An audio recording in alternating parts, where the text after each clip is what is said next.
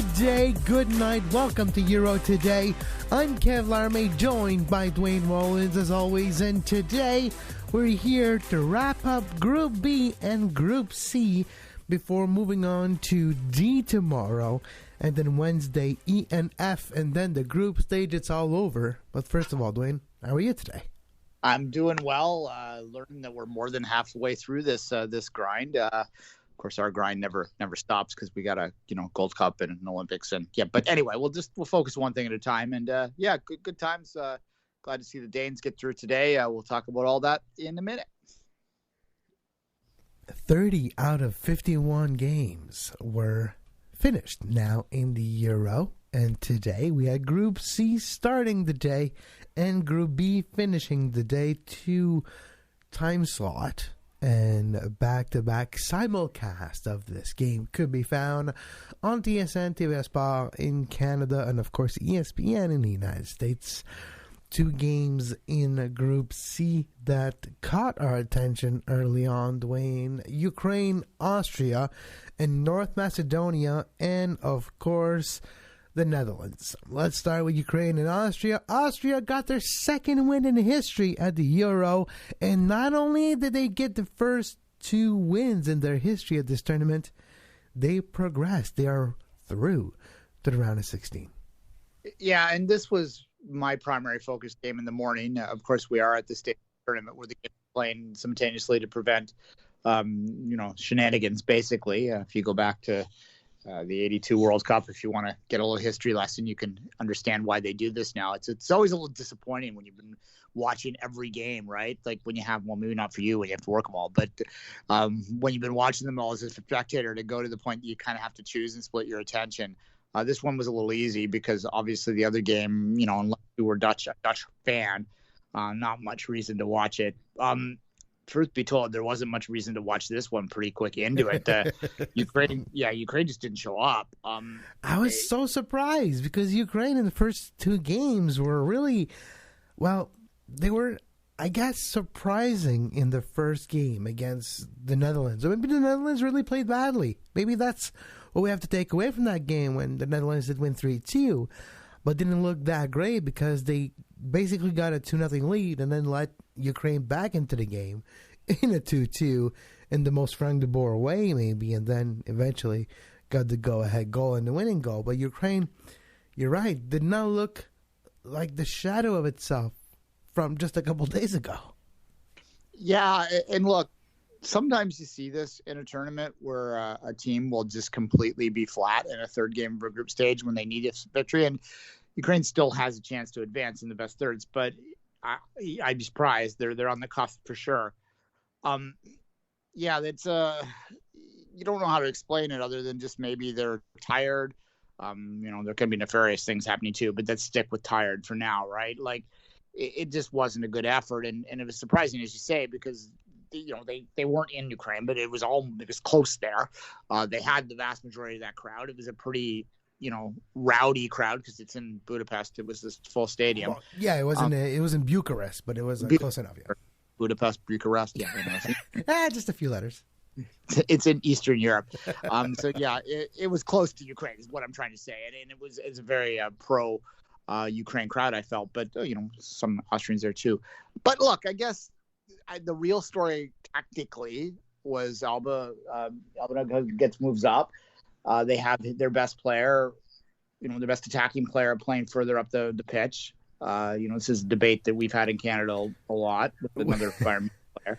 Yeah, no, and you're right, though. With Alaba now shifted on the wing to be able to use his centering capabilities. And funny enough, my colleague Patrice Bernier was mentioning that was his game plan. I asked, what's your game plan today for Austria? He's like, the quality of the center and Alaba. And lo and behold. Yeah, and he was the difference maker on the goal. And that was, he put the ball in, right? And it made a difference. And that subtle little tactical adjustment was all the difference that Austria had between its earlier 2 games, where I didn't think they looked that great, although they did get a result playing a lesser opposition in the one. But nonetheless, look, the groups are funny, and this group in particular is kind of a bit funny in that I do think that when we've seen some other ones where there's more quality throughout, we'll see how this plays out in the round of 16.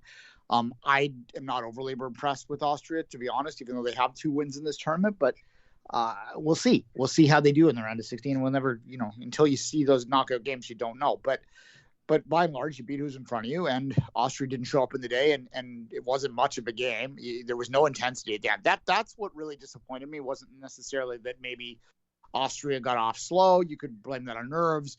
Not Austria. That Ukraine went off slow. You could blame that on nerves. That wasn't the disappointing. It was the lack of urgency at the end when they know that, yes, they're in third, but they also know realistically that the math is not in their favor right now.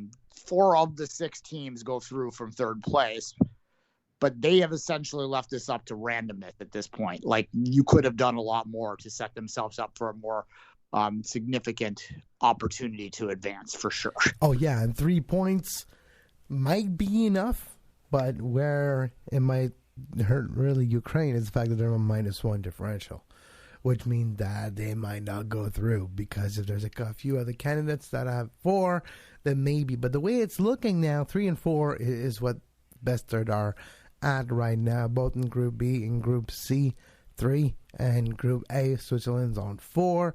So 4 is enough at the moment for sure to go through. So as things are right now, Switzerland would be through for sure. Finland, Ukraine on the cusp. Before we move to Group B, let's finish with North Macedonia and the Netherlands. Duane, the number of the day is 122. That's today's number of games. For Panjab of North Macedonia, it was his 122nd game for his country, and Netherlands, knowing that this might be his last international game, gave him a Netherlands shirt with number 122 saying Pandev, and he got subbed off late in that game to a guard of honor during a game. I've never seen this before. Quite the moment for the legendary Pandev. Yeah, and a player that likely never thought he would ever have an opportunity to go out this way, right? It's only because of the qualifying format that we have talked a lot about in this show, so we won't get into again right now in terms of allowing the Nations League teams in and the benefit of that. I suspect that if you take a time machine back 5 years, he doesn't even consider this a possibility. But he's had it, and we had a moment like that. Made me think of what Atiba might look like going off the pitch for a time in a World Cup. But that's a Canadian story for a second. The Canadian Pandev, Atiba Hutchinson. Yeah, who was onside. I have to get that reference in. No. You know what? If he makes it to the World Cup, it won't matter. No, yeah, and I doubt he'd get he doesn't quite have the same profile as this guy, but nonetheless, real quick on the math, Kevin, because there are two third place teams with 3, that means 4 guaranteed through. So the Swiss, you can book that in, but it's I hate the best thirds. I hate them so much. It so takes away from these final games. Oh yeah, you're right. I just got the math. I'm like, yeah, if there's 6, there's 4 out of 6 that go through. So, if you have 2 teams of 3, that means that there's only 4 possibilities, and then you have 1 more. Yeah, you're through. Switzerland, yeah. Welcome to the round of 16. Yeah. It's been a long day for you, Kevin. I just help you a little with the math there. If you got 4, but which is another thing about the best thirds, which is unfair, because now you have teams that know that 4 is going to be enough, which is going to make the rest of these games, once they're on 4. And both teams are safe. If they can't win the group, especially, there's going to be a lot of dull finishes to games. You can. You're talking about tomorrow's Czech Republic versus England. Both teams on 4. A draw favors both. A draw eliminates Croatia and Scotland on the other side too. Fascinating. Yeah, it really comes down to, like, as long as you don't finish last. It's not the best format. I don't know what the answer is. Go to 32, which is exhausting me to even say, but the answer is to go back to 16, but they're not going to do that. No, exactly. So the second best thing would be go to 32, either in a play-in fashion or something. But it'll never happen. It'll be 32. It'll be A groups of 4, which is what we're used to. Yeah, I did the way you do a play-in is you have a first round that's a knockout game. So you have 8 teams qualified directly to a group stage, and then you have 16 teams qualified to a knockout. You play a single round to get to 16. But again, I think there's a lot of teams that would resist the idea of like getting geared up for a tournament to play one game. That would be a bit harsh, but nonetheless, here we are. Look, there's not much more to say about these games. The Ukraine game this morning, as I say, they didn't show up. And now they sit on the cusp and they get to watch goal diff for the rest of these things and see if one of these other teams can fall, because right now they're on their way out. Yeah, exactly. And speaking of right now, we'll take a short break. When we come back, we'll look at Group B that wrapped up later during the day today when we look at Finland, Belgium, and Russia and Denmark right after this short break. You are listening to Euro Today with Duane, Rollins, and myself, Kev Laramee. Follow us on Twitter at SoccerTodaySPN. Subscribe to our show wherever you get your podcast, and subscribe to our YouTube page, youtube.com/sports podcasting network. And we're back on soccer on Euro Today. Powered by Soccer Today. Why not? I'm Kev Laramee with Duane Rollins right now looking at Finland, Belgium, and Russia and Denmark wrapping up Group B in the Euro, the group stage. Finland, Belgium, a great performance by the Belgium team. Of course, this golden generation coming to fruition here. Eden Hazard contributing today. Thorgan Hazard not available. Injury scare during that game. I saw Eden Hazard, Duane, down in the box holding his ankle. Like, don't tell me he broke his ankle for a fourth time over the last 3 years. No, he did not break his ankle. But it was a cheapy one. But Belgium, at the end of the day, class, just like cream, rises to the top. Top of Group B for Belgium. And Finland, unfortunately, finishing just outside. Maybe we'll go through with best third. We'll see. But Finland, in their first Euro ever, they got a win earlier in the tournament. That's already a lot, 3 points. And they got them, of course, against Denmark in a game with weird circumstances. We don't have to belabor that point. Belgium got the professional job done. 3 games played, 3 victory. Perfect path so far. Yeah, that was the primary game that I watched, the Belgium-Finn game. But this was where the excitement of having the game simultaneously was actually impressive there. For there was this period, with about 30 minutes to go in those games where Finland was in second place, and then they were in fourth place, and then they were in third place. And then Russia was second, then Russia was third, then Russia was fourth. Yeah, and then ultimately in the end, the Russians collapsed. We can draw our own conclusions on that. That's what happens when you drink Coke, Duane. You got a sugar high, and then you crash. Exactly. There you go. So yeah, like that. I think most, as I tweeted it out today, I think most feeling humans were cheering for the Danes to grab that second spot, and indeed they do, and get the automatic on 3 points. You don't ever expect to go through automatically on 3 points in this tournament, but they did, and that it pressed that giant reset button, which is. That after the way that tournament started for the Danes has got to feel great. But that celebration at the corner flag with like 12 minutes to go when the Danes scored their third goal, that relief that was felt at that moment, not only by the players, but by the coaching staff. There's a few of the coaching staff were there to celebrate. And you can tell there was a release at that point. A release of all the anxiety, nerve, emotion, tension, pressure, sadness that came from the collapse of Eriksson. And I think because now we know that there's a happy ending. There's some hard consequences that he's wearing a pacemaker from now on. But there's a happy consequence on that side, which means the relief and that goal, all that actually created a release from these people. Yeah, and we'll get back to the Belgian game in a second, but to continue on this vein now, for sure. And I even in the second game, we didn't quite know, right? So to them to get into this game and just focus on the football again, because they feel confident that he's going to be may even play again. We don't know exactly how that will play out, but he could. There is examples of it out there, as we talked about the other day. Right on the pitch today. There's an example that actually played at noon, and we talked about it already. Daley Blind has a heart defibrillator. So exactly. So there's hope, and they can just focus on the football, and in that vein can focus on doing it for him. They can do all that stuff, which I always, I'm reluctant to talk about in this before we still didn't know what his health condition was, because it's a little too cliche. But now that, that's taken care of, you can say, let's win it for him. Let's do something to cheer him up, and they can focus on it. Again, it's a reset button there. And, as I say, the Russians, they played the Washington Generals well today. If you're a European listening to that as a Harlem Globetrotters reference, a team that always loses automatically. Anyway, jobber if you're a wrestling fan. Yeah, they played the jobber role to perfection.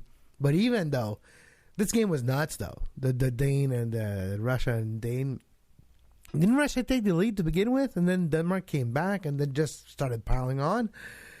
And that emotion and that cracker of a goal at 78th minute with that 30-yard rocket, which reminds me of the rocket last night in the Philadelphia Union game by Glesner. But this goal and that release, and then eventually the win by the Denmark is, again, a good story. But what about Russia? Once again, they were expected to do a bit more, especially with the way they played the second game, getting that victory against Finland and showing they could be decent and perform well defensively with a 1-0 victory. You would expect against a bit more, and Russia and Turkey are so far the biggest disappointment for me in this tournament. Yeah, look, with the Russians, I'll just put the facts out there. They were really terrible in the qualifying process for 2014. They, of course, hosted the 2018 World Cup, which meant that they didn't qualify, and they didn't look particularly great in their friendlies.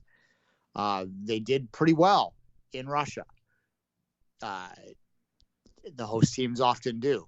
We'll just say that. And now they haven't looked particularly good, although they did qualify for this tournament now. So, look, this is a Russian team that has reverted back to form, is I think the way to put it. And the Czechs, I think, were more disappointing, and the Czechs probably, when we look back on this, will be the biggest victim of the extra year, because they were on good form last year through qualifying, that they did look like a dark horse. A lot of us were picking them as a dark horse based on that.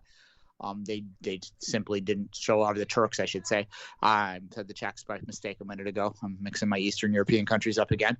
Second time in this show. Anyway, so yes, the Turks did not benefit from that. At any rate, in terms of Russia, to get it back to there, I think what they ran into today, though, was a Danish team that, with that relief taken off their shoulders, were able to perform to the level that a lot of people expected. This is a quality team. This is a solid team, just down the spine. Now, one of their best players is no longer available to them, but they've adjusted tactically to that. And I think that they, to say that they're going to win this tournament is a big ask, but they do now have a chance to maybe go to a quarterfinals if they get the right draw. And a lot of this is going to depend on how this shakes out. Yeah. But, we haven't touched on the teams that won these groups very much now, because I think we've talked about them a lot heading into it. To get back to Belgium real quick, 3-0. They're one of the 3-0 teams. Mm-hmm. Where do you peg them with the teams that we've seen so far, the group winners so far? And I'm going to put them, there's only 3. Yeah. I think that they're close to the Italians in my mind, although I think that Italy has been the most impressive so far by a bit of a hair. That said, I think maybe some of my past memories, both for Italy winning things and Belgium not, maybe are playing a role in that. I agree. To me, Belgium might be the most dangerous team in there. But because Italy has shown something that we aren't expecting, and in a way that's different than the other team, the youth aspect of this tournament, there's always a team that has a few players that are performing better than you anticipate. And for the Netherlands, it's been Dumfries over the first couple of games. The right back who's getting goals. 2 caps with the national team, 2 goals, no problem. But it's also like Locatelli and how Insigne, Immobile have taken ownership of this Italian team. And then I look at the Netherlands, and yes, the Netherlands have won 3 games too, but their first game was not necessarily the best defensive performance. And yes, they bagged that up with two clean sheets, but the clean sheets were against Austria and North Macedonia, which are not known to be offensive powerhouses.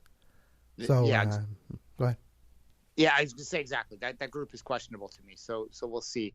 Look, you can't do anything until you get to a knockout stage. And if you want to talk about Italy, we've seen Italy blast through a group stage before and then cough up a hairball in the round of 16. And we've seen countries like Portugal barely make it out of the group, and then, well, you know what happened in 2016. Yeah, exactly. So don't count the chickens until you see this draw, and that's going to be a lot of it. Like, we haven't really addressed it on the English side of things, the England side of things, because England hasn't looked particularly good. But heading into this tournament, a lot of people were talking about whether they wanted to finish second, which is a ridiculous construct because no team is ever going to try and place themselves. But it is true. Like, they may not do it, but when you look at it objectively, you may go, well, of course they do, because that draw is going to be easier. So wait till we see. We're going to know a lot more after tomorrow. We'll almost be set on that knockout round, and we'll know where the pieces are likely going to fall, and that'll be a much more interesting conversation on tomorrow's show. But now it's all about well, maybe they're going to face the third place of Group A, D, E, or F. So it's still a maybe now. Yeah, you're going to give yourself a headache if you try and figure that out. The only interesting aspect is if you win Group D, you get the second of Group F, which might be a poison gift. Yeah, it could be, exactly. Well, that's the one we were just talking about. But look, we're at that point of the tournament where we're starting to understand who the favorites are and who the pretenders are. And when we look at these 3 groups that have finished, I don't think Belgium's done anything in its 3 games that doesn't make you go, okay, they're for real. And when it comes to the Dutch, though, they're the team that I have the most questions, because I think that their group didn't really allow them to prove anything, but they did what they had to do. And that's all you can do. That's true. That on a T-shirt. And that's all you could do. Tomorrow, Group D. Only one group will wrap up tomorrow. Czech Republic, England, Croatia, Scotland. The Czech Republic and England are already qualified out of this group, Duane. So, that being said, how are they going to handle this game, knowing that they are already qualified for the knockout stage? Do you rest anyone on the England side? Do you have to take can you afford to rest anyone, because you haven't looked good? You're playing at home. There's a pressure of the media. Gareth Southgate is being questioned as a manager after questionable handling of his bench over the last 2 games. How do you handle this game when the Czech Republic are playing really good? Patrick Schick wants to get that golden boot. He needs to score a couple goals against England if he wants to keep up with Cristiano Ronaldo, because at the end of the day, he might not play as long. Those are all happening in the same game, and both teams are on 4 points, which means that the other 2 teams in the group have 1, which even if they finish third, it's enough to go through. So that's why the Czech Republic and England are already qualified for the knockout stage. Exactly, yeah. I would also, when you look at how those point situations roll out, why I think the other game will be the more interesting one to watch, because there's all to play for in that game. It's kind of a win or go home, or if you win, you keep going kind of game. Anyway, you said, should they rest players? I'm going to reframe the question. Should they play players? We talked about this with Italy yesterday and how they've used their entire roster. And in this grind of a year, particularly with the teams that have a heavy Premier League lineup, because the Premier League does have the most intense schedule, I wonder whether trying to get some of those players into this third game, if you are guaranteed, isn't necessarily a rest thing so much as it is it is a rest thing, but it's also like you're going to need your depth, because you don't know when someone's going to pull a hammy or just going to be too fatigued to go at a full level. I think you're going to really need to use that full lineup, and that's another reason why the Italians have been so impressive and why I'm kind of pegging them as the best team we've seen so far, is because they've been able to do that, and I think that's going to be so important in this tournament as we get deep into it. They are going to get a couple more rest days, or at least we're going to get a couple more rest days as this tournament cranks down, but it's still a lot, and still a lot of intensity, and I think it makes sense to rotate a bit, not because you're tossing it, but because you want to give yourself the best chance of success. And I think playing your entire roster does that. So I do think we'll see that. That said, you mentioned the pressure. Yeah.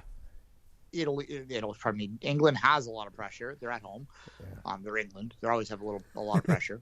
If they were to lose that game, then they potentially could drop to third. And that would be something that would not make anyone happy. And I mean, I'm sure that people would talk about Portugal and all that sort of stuff, but everyone's going to be just ready to get it. They're cranking the memes up, right? At that point, like, you're getting them ready to go out when they get eliminated. That's here we go again. Penalties. Southgate will miss the penalty back in the day. Iceland 5 years ago. Like, it's all going to come back. And that's when you're in a country like England and has so much media pressure. It is, for better or worse, it is the media capital of the sport for the English-speaking world, which that we are constantly fed news on this team forever. And even here, we feel that echo chamber, right? Even in Canada and in the States, you feel that echo chamber. Here's a couple of tidbit of information on Group D heading into tomorrow. The winner of Group D will face number 2 of Group F. Number 2 of Group D will face number 2 of Group E. So you're almost better off finishing second than finishing first in this one, which could be interesting. Here's a couple of tidbit of information on Croatia and Scotland, Duane, because that's the important matchup. It's a winner or go home. The Scots could just go through. Croatia could finish this generation on a high note still with a positive result, but Croatia has no victories in their last 4 games, 2 draws and 2 defeats, and only 2 wins in their last 11, with 2 wins, 3 draws, and 6 defeats. Duane, they only beat Cyprus and Malta. So that's their 2 victories in their last 11 games. 2 nations that would not be considered top in any sport. Yeah, it certainly does seem like, they've hit their, to use a band analogy, they hit their casino years, kind of, right, with this group. It's their residency year in Vegas, but the second one. Yeah, exactly. We should mention there is some COVID issues around that game as well, with Gilmore being forced out and a couple of English players being isolated as well because they're in close contact with him. But which, thankfully that's kind of the first COVID we've talked about in this tournament. It hasn't really flared up, but a little bit now. Anyway, look, yeah, Croatia. All the pressure is on them. They should win that game, right? Like, based on all history. But that said, the Scots are going to be ready to go. Opportunity to and a win. They're going to know a win, and that's the great thing about this again. And it's an advantage to these teams that are finishing. The last 2 groups are finishing because they know 4 points is enough, right? They don't have to fiddle with goal diff. They just have to get to 4 points, and they know that they're through, and they'll let the draw sort it out from there. So I do think that's an advantage, and I do think you're going to see a positive game because of that, because you need a win. And that's, that's going to be why I will, even though I typically watch the England games, why I might lean that way instead tomorrow. Also, it might be the last time to watch Modric in a national team in a Croatia shirt. But, Scotland has lost only 1 game in their last 9 at Hampden Park, and that was the game against the Czech Republic. Of course, the Patrick Schick double, it will be known as the game where he scored from midfield, but they only lost 1 game in their last 9, and that is, of course, at Hampden Park at home, and that's where they will play their last game of the group stage. Do not discount disadvantage. If I had to call an upset in this entire tournament that I could be predictable, it would be this one. All indicators, Duane, tell me that Scotland is actually the favorite tomorrow. Perhaps. There still is some talent on the Croatian team. Let's not discount that. But I think that if you're looking at this from a Scottish perspective, their biggest problem is one that's familiar for a lot of smaller nations when it comes to this sport and tournaments, is that they don't really have a focal point up top that they can rely on to score goals. And they've had to work really hard to find offense in this tournament, and they're going to probably have to work really hard to find offense tomorrow. So when you need the win, you have to march that fine line between knowing that you're going to have to push at some point and not exposing yourself. It's a classic old question, right? Like they have been pretty solid at the back. Some of their best players are at the back. So they need to figure out and find a way to get a goal, and then they need to defend for their damn life. And if they can do that and get that crowd behind them, then absolutely they have a chance to win that game. And after that, I mean, you know, we'll see where they go, see what the draw is, but they've won their tournament at that. Like, that's the beauty of teams like that. Pressure's off. I mean, if you're going to look into the knockout round and talk about another home nations where Wales goes from here, they've kind of won the tournament already. Like, they advanced well. They've impressed. If they go out in the round of 16, no one's going to be going home and going like, oh, I don't know. Like, everyone's going to be happy. So yeah, because you could actually get a good team. That's the point, and it's not as easy, right? So that's the whole thing. And on that note, we'll talk about it on tomorrow's show on Euro Today. Until then, you can follow Duane on social media at 24th Minute, myself at Kev Laramee, and this show at Soccer Today SPN. We'll wrap up Guru D tomorrow, but as always, until then, have a great soccer.